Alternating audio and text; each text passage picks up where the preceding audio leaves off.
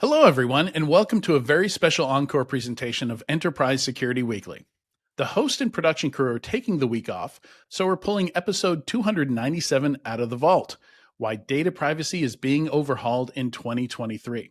For this episode, I interviewed Dan Frechtling, the CEO of Boltive. Data privacy is being overhauled in 2023 due to new regulations like CCPA and the upcoming American Data Privacy Protection Act. Companies need to prioritize data privacy and implement measures to protect user privacy. For one example, Sephora recently faced a $1.2 million fine for violating CCPA, and we'll discuss why Sephora got fined and how companies can prepare for this upcoming legislation and avoid these potential fines and harm to consumers. We also discussed a difficult balancing act between targeted advertising, which can be better quality for consumers and more useful, with the need for privacy and more default opt-in programs versus opt-out. I hope you enjoyed this interview as much as I did, and as always, thanks for watching. To see all of the Security Weekly Vault picks, visit securityweekly.com/vault. This is a Security Weekly production for security professionals by security professionals. Please visit securityweekly.com/subscribe to subscribe to all the shows on our network.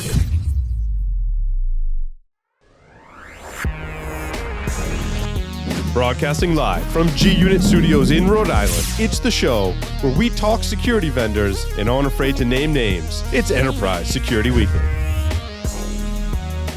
Dan Frechtling joins us today to talk about why data privacy is getting overhauled in 2023. Dan is the CEO of Boltive, which makes a product that helps publishers and ad exchanges address invasive and potentially malicious ads. I hope I'm characterizing that correctly. Yeah, that's right, Adrian. Thanks for that intro. Right. Dan's been leading B2B SaaS businesses since before the dot-com bubble and was a VP at Stamps.com at one point. I found that an interesting tidbit there. Welcome to the show, Dan. Yeah, thanks, Adrian. And thanks for giving me a trip down memory lane just now. Yeah, that one jumped out at me. Stamps.com. There's got to be a story there from like .com startups to the U.S. Post Office. It's the U.S. Post Office, right? Yeah, at one point, Stamps.com was a punchline, and then it became wildly successful after I had left. But the thing that changed actually for the company was 9/11 and the anthrax in the mail. And once there was a rebranding of many companies to national security companies, Stamps got swept up in that. Stamps.com did, because they were able to trace mail, and it was a very effective defense against more pathogens put through the mail system using the unique tracking that was on the Stamps.com printable postage. Very cool. I did not know that at all. That's very interesting. So talking about privacy today, I guess to get us started, you know, what we just talked about, you had a role at Stamps.com. So how do you get to privacy? How do you get over to because you haven't always been in the security world, correct? Yeah, I haven't been. I sold my last company called G2 to Verisk, and that was kind of adjacent to cybersecurity. That was about bad actors and bad content, illegal e-commerce. But it was really a personal situation. I didn't intend to become a privacy practitioner. I don't have a legal background, but I had an incident that happened to me that really compelled me to do something about privacy. And what happened was one day my wife had back pain. And so we searched to figure out what the causes might be. And after no improvement, we went in for an MRI, and we got a very strange diagnosis that it was possible cancer. And that's about the last thing you would have expected. We certainly didn't expect it. And we did more and more tests, and it was confirmed it was non-small cell lung cancer. But it was also very advanced, unfortunately, at stage 4, having spread throughout her body. So I did tons of research, like many people do when you go through the cancer journey, and visited lots of treatment sites, looked for lots of different variations of cancer that it might be. But while I was researching the diagnosis, I was being profiled online, not to my knowledge, based on my browse history. And I started seeing all these shady cancer treatments coming through the internet. And some were new treatments, some were dramatic. But it was really how I learned, having been a marketer, such as my time at stamps.com, I learned the other side and how intrusive and predatory targeted marketing can really be. So having gone through that experience, and one of life's ironies, the founding CEO of Voltive was also going through that same journey with his wife. And my wife sadly passed away, but his Val was still with us, and so he did a very noble thing, and he took time to be a caregiver, and that allowed me to come into the company. He recruited me in to be CEO, and we transitioned at that point. And it's been a real good fit for me because we really are a mission-based business, and privacy is more than just another offshoot of cybersecurity. For many of us, it's a very personal mission about data rights for people and taking back some of those rights that were lost. Yeah, and it's in security. I think you do. Well, I'm biased, right? I've been in security my whole career, but you do find a lot of mission-oriented folks. Where it's more than just a job. Not necessarily with a story like yours, but generally it's touched them in some way personally. Where they just they dove in, they did a bunch of research, and before you know it, it ends up where you live, because you want to make things better, right? Yeah, that's really it. Yeah. So, let's kind of, so since you mentioned Boltive, let's talk a little bit about what Boltive does, because this is not really my area either. There are a lot of categories that are kind of adjacent to security, like anti-fraud, dealing with bots and things like that. But to me, kind of the ad tech industry and how a lot of marketing works behind the scenes, how, I think we've all seen the effects of searching for something online and all of a sudden getting targeted ads related to your browsing habits. And in fact, we even have a story we're going to cover in the news segment today about how Apple, kind of took advantage of people's privacy when they shouldn't have. There's a lawsuit against them for that.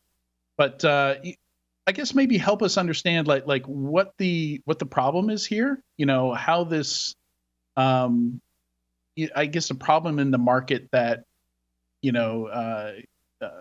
Boltive kind of serves to address. Sure. Yeah. And I think that what I describe here, I think will lend itself to the Apple story too in a moment. But it comes down to programmatic advertising. So programmatic advertising is an auction called real-time bidding. And that auction takes place in something like 20 to 50 milliseconds. And while that's happening, it's all algorithmically based, no human intervention. There are buyers and sellers that are matched up. And it's essentially lawless.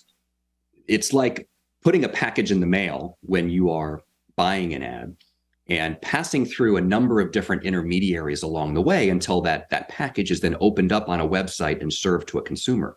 But the handoffs along the way from the middlemen, they're essentially handling something they don't really know what the material is. So as a result of that, there's a need for a sheriff to help make sure that bad things aren't happening. And that's how Boltive started. Our original name is Ad Lightning, and that's still the name of our anti-malvertising product, which does address malware issues like redirects and malicious browser extensions and Trojans and other things that are delivered through ads. But as we've grown over time, our customers have asked for other solutions. So they've asked for solutions against objectionable ads. We're just exiting the political season, and there's quite a bit of extreme content that makes its way into political campaigns, more so in recent years. And that's undesirable by many online publishers. So our technology can discover malcontent. It can be images that are considered unseemly or not safe for work that we can help block as well. But this area of what I think the politicians like to call surveillance advertising is really a much bigger issue and a much more timely issue. And that's being driven by this year, really, regulations that are being finalized that are coming online next year, starting January 1. And I think you did a very good job back in August with Scott Giordano of Sperian when you talked about the new data privacy laws. That's an excellent episode, and I think it's still worth going back and listening to because there's still a lot of good wisdom in there. But we're here, Boltiv is here to help companies because many were scrambling then, back in August. Even more started scrambling after the Sephora announcement, or Sephora settlement, I should say, and more are scrambling now. I'll make one more comment on Apple. Apple's done a very savvy thing, which is they've built a very privacy safe walled garden around their devices. And what it does is it takes advantage of how the laws are written. So the laws are written really to discourage data sharing between companies, third parties, cross context. Those are some of the terms used. But Apple, being as large and pervasive as it is, can do those ad buying and ad serving and targeting all within a single enterprise. So while the exact same thing is happening, it's not leaving the walls and therefore is lawful. Very clever, very savvy, privacy supportive, but also very lucrative too. Sure. Is that why we're seeing with the American Data Privacy Protection Act proposal, the big tech companies not making more noise about it for the reason you just mentioned? Yeah, there is an outcome where privacy regulations like the ADPPA make the big tech companies more powerful because they essentially sidestep the provisions that affect the smaller players in the ecosystem that are forced to share in order to be viable advertising channels. Whereas the big players, the big tech, will win because they can be privacy compliant and they have massive amounts of inventory. When you look at what Google and what Meta and what TikTok has, Amazon has, they're in Apple, of course, they're the players that will get stronger if privacy regulations don't take that into account. Why isn't this talked about more? The US definitely falls behind other countries on privacy. Why do you think there is such reluctance to, I think I know the answer. It's one word, consumerism, but or capitalism. But why do you think there's such acceptance on the part of the consumer to accept privacy violations? So just a couple of hours ago, I accidentally clicked on an ad. I have a hurt finger and my clicking finger is not working very well, and I accidentally clicked on an ad. Within seconds, I received an ad to my email with a promotional discount to a company that I never meant to even interact with, which felt like a huge privacy violation. I was furious. There's nothing I can do about it. Horse is out of the barn. I can write to my Congress people, I can do all I want, but I'm not a big voice here. And there aren't a lot of people like me. So why do you think that is? Yeah, I think you said it, sort of unfettered capitalism and sort of getting used to a world over time, like the water being turned up, boiling a frog. But it does reach a breaking point. I think if you go back in history, it's very interesting to watch the confluence of two trends. One is the origin of the kind of tracking that you mentioned and being profiled and served ads. And the other is the origin of data protection. And when the internet started, it was a frontier that was lawless. I mean, it was accepted. And I remember from the beginning of the era that Adrian fondly caused me to remember at stamps.com, that it was accepted that much of the internet was outside the jurisdiction of law. Things just happened. It was a Wild West. And so you had the origin of the cookie, which, if you go back in the beginning of the internet, people used to browse cars by going to auto pages on Yahoo and MSN and AOL, some of those names, and car makers placed their ads there. Then one day Google appears, and now people are searching for content, and the audience fragments. And advertisers then have to work with all these intermediaries to reach that audience that used to be centralized on the big portals. And the origin of the cookie was you could know who had visited sites, not at that moment, but who had visited those sites before. And back to the unfettered capitalism, that's a holy grail. That's massively valuable to be able to know people that are auto intenders because they had visited certain sites in the past 30 days. And so and that over time just became more and more like the water, being turned up on the stove. It became more and more pervasive. You had interest-based advertising, and then in 2007, which was really iPhone dawn of the multi-device era, you have cross-app advertising, which is like the mobile equivalent of the retargeting that we used to see just on the web. And then over time, you had device graphs that could connect your phone, your desktop, even later your connected TV, and know that you're the same person, and even cross-device hit you up with those ads. So that's kind of the progression of online tracking. Then at the same time, we had this other thing going on, mostly outside the US, which was around, it was sort of the drumbeat of data protection. It began, I think, in Europe. Europe has a history, of course, of data privacy violations that have had horrendous consequences. But UK newspapers were engaged in this hacking scandal back in the early 2000s, where people's information were published in Rupert Murdoch's newspapers. We didn't start to see this in the US really until Edward Snowden and the leaking of NSA classified information. Then we started to wake up, but again, not as far along as the rest of the world. And it wasn't until Equifax and Cambridge Analytica and these other things grew that the first US privacy law, which was a CCPA out of California, was passed in 2018. But more importantly, you had GDPR in Europe, which was this great collision where GDPR said enough is enough, that the data tracking has gone too far. We need more data protection. And since it's been a whole different world, if you think of the eras of the internet, it's been a different era post 2018. Yeah. So let's see. Trying to think of where to pick up here. So, going back to kind of the foundation here, I want to get an idea for, you're talking about how these ads get auctioned, and it's all fully automated.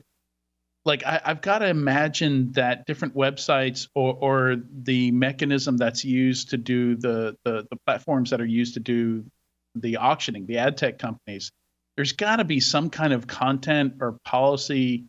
Well, I say there's got to be, right? Like I know I might be disappointed by your answer here, but what is the current state of the market? Is it still very much Wild West, where somebody has like a EULA or something like that, says the ads can't fit into any of these categories, and people just ignore it, and all kinds of stuff gets blasted out?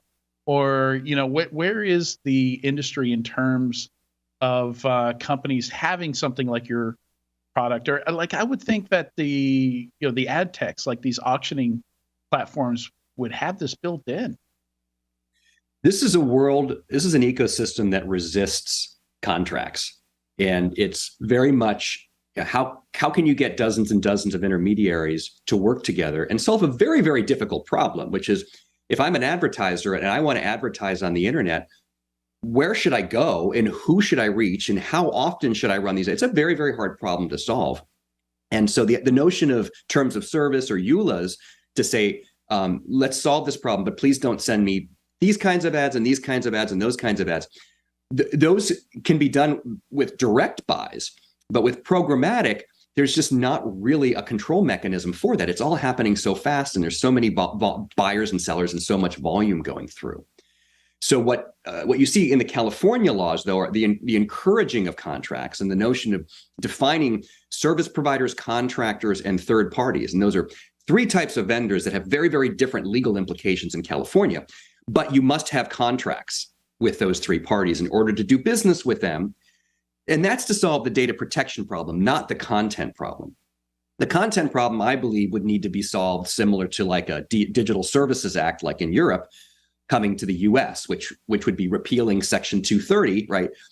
In the Section 230 in the Communications Code basically says, as a platform, you're hands off with regard to user-generated abhorrent content. That's not your fault.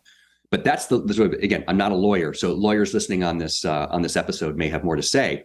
But that framework, again, the sort of the consumers' willingness up until recently to allow privacy violations, and the legal framework of competition before consumer protection in a lot of the way the laws are written, it means that you're in this lawless world, Adrian, and EULAs in terms of service will do their best, but the technology moves faster than that. Wow. Yeah, and mentioning lawyers talking about this, you referenced the episode we had with Scott Giordano. For folks listening or watching, that is episode 285. If you look for episode 285 or just search Scott Giordano's name on YouTube, you'll find that episode where he talks about these 5 new laws going in. And the one of those that we're going to touch on today is California's law, because as we all know, California tends to be ahead of the curve here, and they're a large enough state with enough people and companies headquartered in California that they can have a really big impact, almost the same level impact as like a federal statute in some cases. But I believe this is called, so when Scott was on, you'll hear him refer to it as CPRA. But I've come to learn from Dan that what we're talking about today is CCPA, which is like a patch for CPRA, because CPRA didn't work. Is that about right? Actually, it's close. Yeah, we are talking about CCPA, and CPRA is actually the patch. But I got it. But there's no right answer, right? There's a school of thought that said, let's just call the whole thing CPRA now, because that's the new ballot initiative that was passed in California. And then there's another group that's maybe more purist that says, well, no, it's really amending CCPA, so we're going to keep calling it CCPA. But that's the thing, and the rulemaking is still ongoing with that. The law takes effect January 1 and enforcement takes effect July 1. So it's not a whole lot of time for companies to get ready.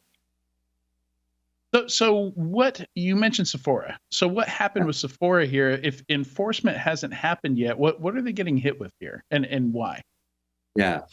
Enforcement of the CPRA takes effect January 1. Enforcement of CCPA has been ongoing for years now. What was different about Sephora was it was the first settlement where a fine was paid. And there were hundreds of letters that the Attorney General's office sent out, letters of noncompliance. And companies would make corrections within a 30-day statutory cure period. They had 30 days to fix their act. Almost all companies did that, and so avoided more severe consequences. Well, 2 things. 1, Sephora didn't, allegedly. And number 2, that 30-day cure goes away January 1, so there isn't a warning shot anymore. But let's talk about what happened with Sephora that was claimed. And I'll say that this was in the context soon before the elections, and the Attorney General's office is an elected office. And the words around this were very serious by Attorney General Bonta. The gloves are coming off, and they're getting very serious in the Attorney General's office of California about companies that are skirting the law. But what happened was it ended up being a settlement for $1.2 million for violations of CCPA, and which makes it the first fine. It's not a very large fine in the scheme of things, but recall the first GDPR fine was around $250,000, and it reached a peak of $800 million to Amazon last year. But what was at stake here for Sephora was the Attorney General alleged that Sephora did not honor opt-outs from a certain form of signal called the global privacy control, which is like the latter-day version of do not track on your browser. It's a browser plugin or inherent to certain browsers that tells the world, do not track me. And Sephora, like many companies, in fact, like 90% of companies, don't have a way to honor that signal. What else happened was data was shared with third parties through an online analytics vendor, and that was not named, but some have suggested it might have been Google Analytics. And that was allowing consumer data to leave Sephora and be shared with a third party without Sephora disclosing that it was sharing or really selling that data in their privacy policies. Those were the issues. It's interesting. Was it intentional or oops, it leaked?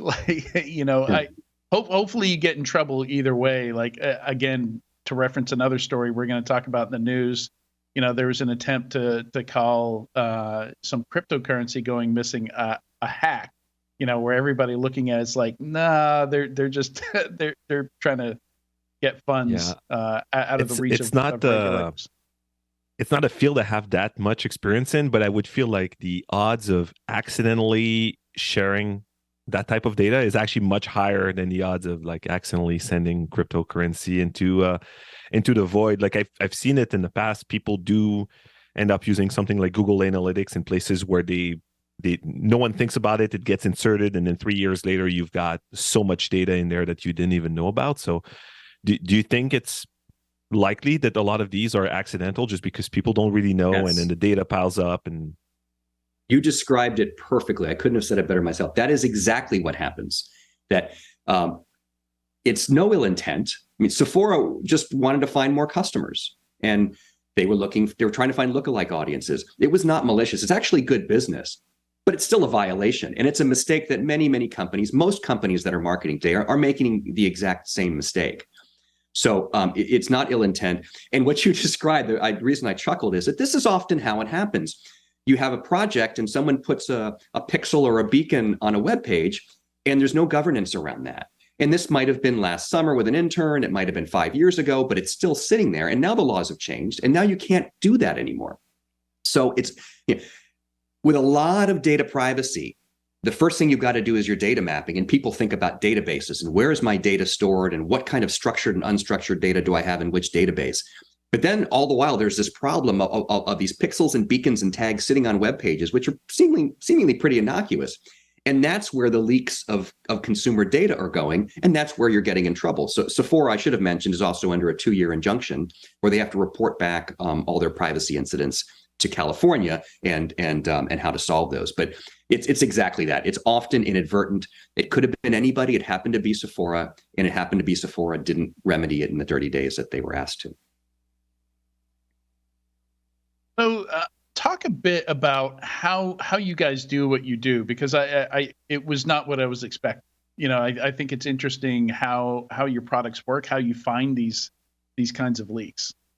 Yeah, because of our origin in anti-malware, we have created and patented a way of looking at bad activity that's different than most. And we called it, in this case, secret shoppers for privacy. So we create synthetic users, and it's simulated data. So whenever something wrongly happens to these, there's no laws being broken. It's imitation. But it allows us to smoke test the internet pipes in a very effective way. Like a smoke test, you would push smoke through a pipe before you would push a flammable gas. But that smoke tells you exactly where the leaks are, and you know how to repair it. So then when the gas goes through, you're safe. Same idea. We will apply these personas, and they will visit sites. They will go through the customer journey. They will visit things. They will browse things. They will put things in their shopping cart. They will opt out of data sharing. Some will opt into data sharing. And we record all the forensics of everything that's happening to these synthetic users so that we can know if systems are working properly. And it persists over time. So these users will have a lifetime. And so days, weeks, even months after they've taken on activities, we can watch, is that data leaking still? Are ads being served that shouldn't be served because the consumer opted out? And again, timestamp all of this and have a trail of everything that's happening. So it's the sort of thing that you could do with analysts, but it would be extraordinarily expensive and time consuming. And because we can create any number of these personas, they can operate at different speeds, we can get results faster. But that's really the notion. Yeah, it's funny. You're talking about the smoke test and using made up data, using synthetic data. And immediately where my brain went was, maybe that's what Todd Davis, the CEO of LifeLock, should have done instead of using his own social security number in all those advertisements back in the day. I don't know if anybody here remembers that, but.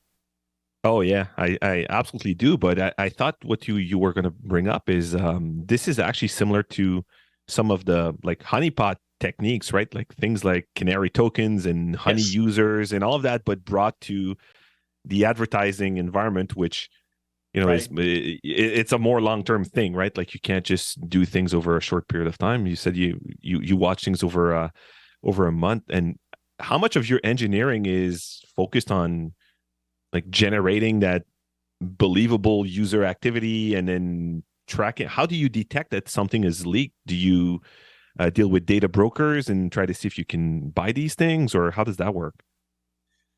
We will observe how the data is leaking because of the marketing that's directed towards the personas. And we will have test and control personas of different stripes. We'll have the opt-in, we'll have the opt-out, and then we have a third control. So we can see for someone who never engaged with a certain brand, what is their ad experience? Because sometimes you'll see ads from companies you've never visited because of generalized contextual advertising. But we can statistically determine the likelihood when an opt-out consumer sees a certain number of ads in a certain period of time, how likely is it that data is leaking to them? We can also observe communications from the browser also. So that allows us to see which parties are engaged. And this is through the benefit of some standards, some internet standards like the TCF, Transparency and Consent Framework, and the US privacy string, and different strings in Europe. But there are these other standards out there that allow us to kind of more quickly see when consent is dropped. That's awesome. So it's a scientific version of feeling weird about suddenly seeing a bunch of ads for shoes when you were just doing something on a website, but then you never know, is that a coincidence? But if you do it at scale and often enough, you can prove that it is not a coincidence. It's fascinating.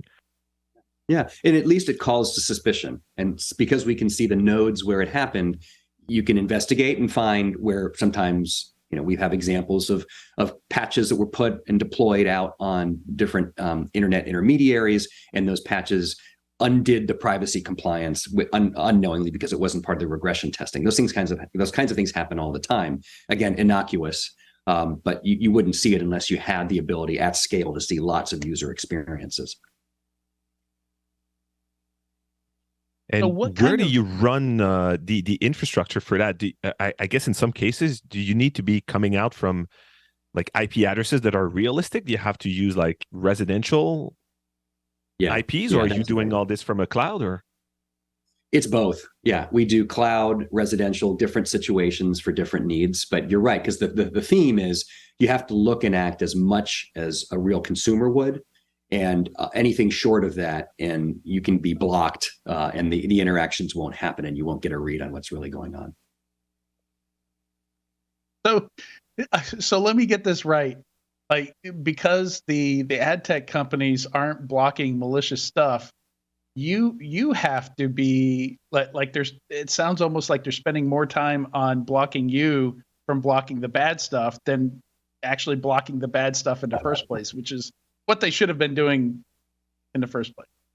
Yeah, I think it's, if you're running a retail business and you have had price scrapers hitting your site thousands and thousands of times a day, that's maybe your first pain before you think about privacy. Is what about my own data as a business? I don't want that going out there so competitors can undercut my prices, and the price bots that are out there. So the business need steered companies towards let's avoid those scrapers from hitting our sites. Let's optimize for that. Now privacy comes along, and it's less dollars and cents, although we see ROI every day on this problem. It's a little bit more nuanced. What's very interesting about privacy and consent is it's not just a compliance problem. It's really a targeting problem. And what we discover with our systems when there are errors like this, what we call dark signals, that is when an opt-out consumer actually looks like they've opted in, or when an opt-in consumer looks like they've actually opted out, which is actually a more frequent problem. That's not just a compliance issue. That's a revenue issue.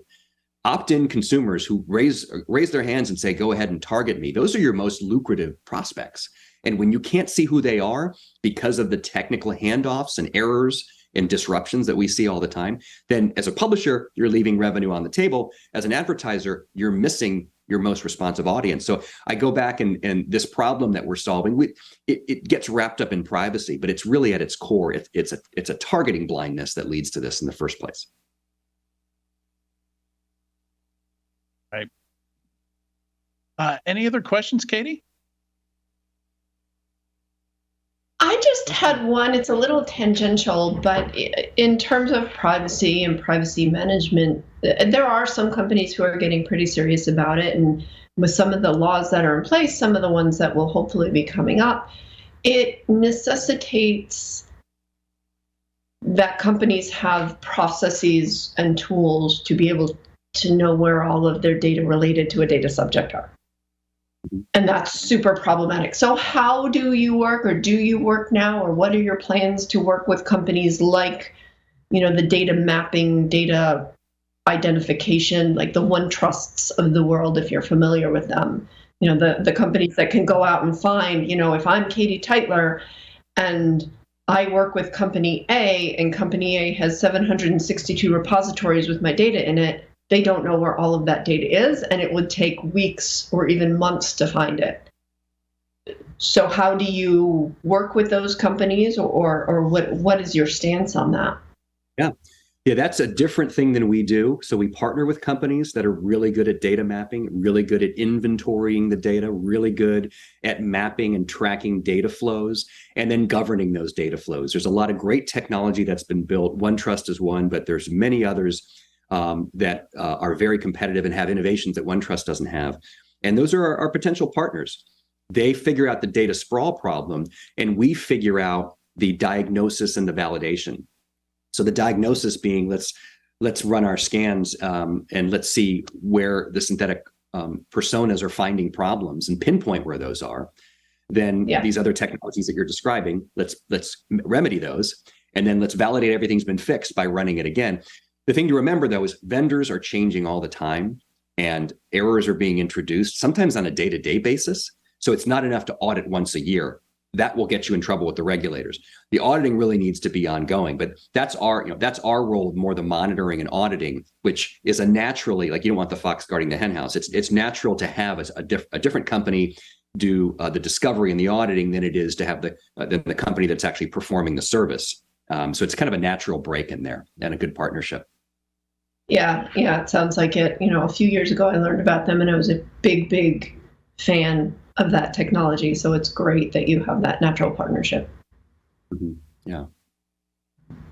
So Dan, what do companies need to do to prepare? Well, obviously with Sephora, they're past the deadline for some of the stuff that they need to do. But I guess, two-part question. Where do you see the most gaps in what companies haven't done yet? It sounds like that, some of the data requests, some of the, the right to be forgotten type stuff, having these processes and procedures in place might be part of it. And what should companies be doing? Like, I assume there's services, there's companies you can hire to come in and do like a gap analysis on what you need to do to comply with this stuff. But what should companies be doing between now and January 1st or just now? Yeah, I think it starts something. If you look back and rewind the clock to May of 2018, when GDPR took effect, European companies weren't fully ready for that. And that's okay. The regulators didn't expect perfection, but they expected good faith efforts and a start. I don't think we're at a point where we can run a report card on most companies and see how mature they are, because so few companies have buttoned up the way they need to. And that's okay. There's going to be some forgiveness. But number one, you have to assign a leader for your data privacy program in one way or another. Under GDPR, you need to have a data protection officer. That's not required under California. Yeah, right, exactly. Not required under the national law, the ADPPA, but it's a good idea. And then engaging in the data mapping, right? There's a good NIST privacy framework around how to do data mapping through inventory and data flow. Lots of companies that can do that. That's a next step. Then I would say implementing systems to prevent what we call dark signals and data skimmers. So dark signals are when these transmissions of consent and data between handoffs between vendors break, are mistranslated, and data leaks out. Those dark signals are a menace. The second thing is data skimmers. We didn't get much of a chance to talk about this, but the problem with this data leakage is it's not just that the big technology companies are going to see it. There's actually some bad actors lurking in there. We see malware distributors in the bid stream that are profiling consumers and taking that consumer data. We have even seen companies that are sanctioned companies in unfriendly foreign countries that are getting U.S. consumer data. because this is a really massive ecosystem, and you're not talking just about third parties, but fourth, fifth, sixth, seventh parties, the vendors of vendors of vendors that are out there. So identifying who those data skimmers are is a very, very important step, because that's where it becomes dangerous. So I would think the first thing is to do something, assign someone, begin the data mapping process, and then where Boltiv comes in are these systems for the transmissions between vendors to make sure that's operating properly and that there are no holes or data leakage there. Guillaume had the perfect wrap question for you. Yeah, go ahead, Guillaume. Just a quick question. Do you run an ad blocker? And if so, which one is your favorite? We don't. We partner with ad blockers. Or I should say, we are open to partnering with ad blockers, because that ad blockers can do a good thing for consumers, but they can do a bad thing for publishers. A lot of the advertising we're describing here is what funds the open web, and without the advertising and even some of the overreach and infractions that we're talking about, without this money being available and being funded by advertisers, many of the websites we love would disappear behind paywalls. Right. Yeah. So ad blockers have a role, and ad blocker blockers have a role.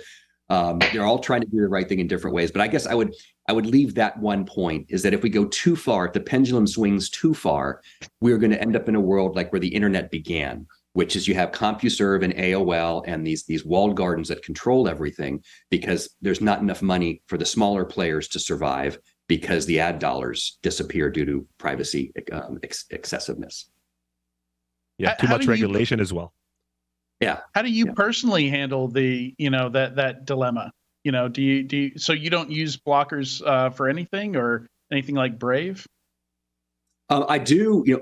I do think that there's room for privacy safe browsers like Brave, Ghost Dawn, Firefox is good at this. If you're not on any of those, deleting your unused browser extensions, I think is a good idea. It's using search engines like DuckDuckGo that don't track you, using all the switching on all of the protections on your mobile device, iOS, turning off app tracking and so forth, using anonymized email. You can go on and on and on. I will tell you personally, I don't turn too much of it off, because I'm curious what kind of targeted advertising I'm going to get. I kind of need to know that. So I'm out there like the average consumer. Yeah, no, that's a really good answer. And to be honest, I don't know how they do things different, but Facebook and Instagram, so Facebook's products, have the best targeted ads. Like they really do know me, and they pitch me stuff, and like I'll publicly give them kudos. Like I've bought several products. In fact, those are the only products I can think of where I've actually bought stuff from ads, directly from ads. Most of the other ones that I interact with get it wrong. I think we talked about this in the prep call. Like I'll often get ads for things that I just bought, and it's the kind of thing where you're only going to buy, one at least for a given amount of time, like an appliance or a car or something like that. You don't collect battery chargers? Right. like you're wasting all your money. I mean, yes, I looked at this thing, but there should be some way for the advertiser to know that I pulled the trigger on it and I actually bought it. So there's no sense in advertising to me what I just got. Happens all the time. It kills me. It kills me. It just seems. Well, and to your point, I do like to see that. I like to see, okay, ad tech for all the AI and ML and talk that they have, it looks pretty dumb. It's just kind of shotgun blasted, right? It is. Yeah, it is entertaining. Yeah. Well, Dan, this was a lot of fun. Thank you so much for joining us on Enterprise Security Weekly today. Great conversation. I loved it. Yeah, thanks for having me, Adrian. And if you want to find out more about us, we're at boltiv.com. Oh, yeah. And I should mention in the show notes, you generously provided a bunch of links if people want to read more about this, whether you want to read about the legal side, the privacy laws, or more about data leakage and things like that. A lot of great, one from Consumer Reports, a lot of great resources here in the show notes. Yeah, and if you want to talk shop, anybody, I love to geek out on this stuff. Hit me up on LinkedIn also. There's a thriving privacy community on LinkedIn.